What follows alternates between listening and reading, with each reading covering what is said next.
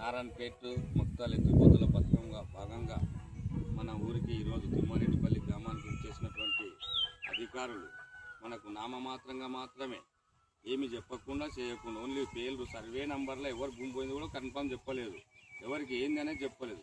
Only direct ఆ survey నంబర్లు ఉన్న పేర్లు మాత్రమే చెప్పడం జరిగింది. కానీ అందులో మన రైతులకు చాలా అన్యాయం జరుగుతుంది. దాన్ని జర దృష్టిలో పెట్టుకోమని మన నాయకులకు ప్రభుత్వ అధికారులకు తెలియజేయడం అయింది.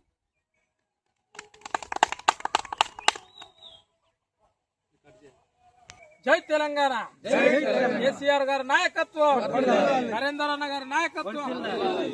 ఈరోజు కొడంగల్ నియోజకవర్గంలో దౌలతాబాద్ మండల్ సుల్తాన్పూర్ గ్రామం మరియు తిమ్మారెడ్డిపల్లి గ్రామంలో ఏదైతే భూసేకరణ కార్యక్రమానికి ఆర్టీఓ కానీ ఎంఆర్ఓ కానీ అధికారులు వచ్చడం జరిగింది.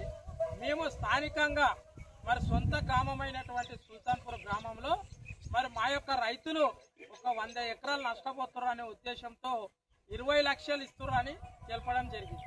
20 కాదు, ఈ సొంత సీఎం నియోజకవర్గం కాబట్టి, సొంత మండల్ కాబట్టి మేము 20 లక్షల నుంచి 50 లక్షలు పెంచాలని డిమాండ్ చేస్తే మమ్మల్ని అక్రమంగా గొడ్లను ఇడిచినట్ల సిఐ కావచ్చు, ఎస్ఐలు కావచ్చు, కానిస్టేబుల్ కావచ్చు, తిమ్మారెడ్డిపల్లె కానీ సుల్తాన్పూర్ కానీ ఒక్క 100 మంది పోలీసులను బట్టి గొడ్లను ఏడ్చినట్ల మమ్మల్ని కార్లను పడేసి కోడంగల్లో పోలీస్ స్టేషన్లో బంధించడం జరిగింది. మరి అయ్యా సీఎం రేవంత్ రెడ్డి గారు మీ సొంత నియోజకవర్గంలోనే మా కార్యకర్తలకు కానీ మీ కార్యకర్తలకు కానీ ఎక్కడ ప్రజాపాలన అన్నావు. మరి ప్రజాపాలన అంటే పోలీసులను పెట్టుకొని నీవు రాజకీయం చేయడం కాదు. రేవంత్ రెడ్డి గారు మరి తిరుపతి రెడ్డికి హెచ్చరిస్తున్నాయి.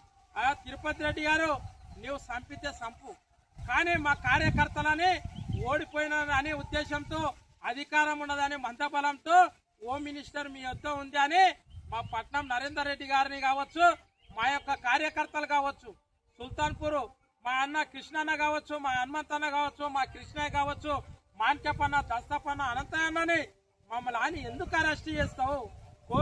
నారాయణపేట కోడంగల్ ఎత్తిపోతల పథకం అన్నావు.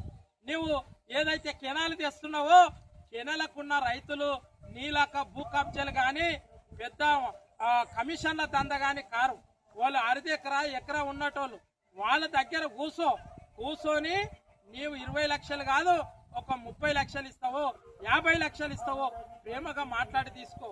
కానీ నీవు మమ్మల్ని మేము మండలానికి పోతుంటే ఇక్కడున్న స్థానిక సిఐ కావచ్చు, ఎస్ఐలు కావచ్చు, కానిస్టేబుల్స్ గల్ల బట్టి ఒక మాజీ జడ్పీటీసీని చూడకుండా గల్లను బట్టి నన్ను కార్లు ఎత్తేసి కోడంగల్ పోలీస్ స్టేషన్ కి తరలించడం జరిగింది. మరి అయ్యా తిరుపతి రెడ్డి గారు, రేవంత్ రెడ్డి గారు కోడంగల్ నియోజకవర్గంలో ప్రజాపాలన అన్నావు. ఏం పాలన కొనసాగిస్తున్నావు? నువ్వు భూసేకరణ చేసుకో, మా రైతులు సంతోషంగా నువ్వు రా, 50 లక్షలు నష్టపరిహారం సంతోషంగా ఇస్తారు. మరి నీదే కొండారెడ్డిపల్లె ఉండదు. తిరుపతి రెడ్డి గారు నీ ఏడైతే కోజిల భూమి కబ్జాలు చేసినావో ఆడ ఇద్దు పా, మరి ఆడ మేము ఒక ఫ్యాక్టరీ వేసుకుంటాం, మేము ఇది వేసుకుంటాం, నువ్వు ఫ్రీగా ఇయ్యి. కానీ ఏదో ఉట్టమాటలు చెప్పి 6 గ్యారెంటీలు అన్నావు, 420 హామీలు అన్నావు, ఎక్కడ నెరవేరక నీ ఎంత కొంతమంది చిల్లరగాలను పెట్టుకొని అధికారులని పిలిపించి నేను నా సొంత గ్రామం అయినటువంటి సుల్తాన్పూర్ గ్రామంలో నేను ఒక్కని పోయి ఒకటి అడుగుతా క్వశ్చన్ అంటే నన్ను ఈడ్చుకపోయి జీపులు వేసిన చరిత్ర రేవంత్ రెడ్డి, తిరుపతి రెడ్డి ఒక్కసారి హెచ్చరిస్తున్నాం. నీవు దమ్ము ధైర్యం ఉంటే ఇప్పుడు రాజీనామా చేయి. మా మాజీ ఎమ్మెల్యే పట్నం నరేందర్ రెడ్డి పోటీ చేస్తాడు, మేము సిద్ధంగా ఉన్నాం. కానీ ఏదో నీకు పోలీస్ ప్రొటెక్ట్ ఉన్నదని కానిస్టేబుల్ అని ఇంటెలిజెన్స్ తెచ్చి 100 మంది పోలీసులను తెచ్చి సుల్తాన్పూర్ తిమ్మారెడ్డిపల్లెల రైతులని భయాందోళన చేస్తే మేము ఓరుకోం. ఇదే వరకు నీవు 20 నుంచి 50 లక్షల ఎక్స్క్రియేషన్ ఇస్తే మేము స్వాగతిస్తాం. లేదంటే మా మాజీ ఎమ్మెల్యే పట్నం నరేందర్ రెడ్డిని తీసుకొచ్చి దౌలతాబాద్ మండలంలో కానీ తిమ్మారెడ్డిపల్లె సుల్తాన్పూర్ లో పెద్ద ఎత్తున ధర్నా చేస్తామని మనవి చేస్తూ ఈ అవకాశం ఇచ్చిన మీడియా మిత్రులందరికీ ధన్యవాదాలు తెలియజేస్తూ ముగించుకుంటున్నాను. జై తెలంగాణ, కేసీఆర్ గారి నాయకత్వం, నరేందర్ అన్న నాయకత్వం. వద్దురా నాయన, వద్దురా నాయన, రైతుల ఐక్యత.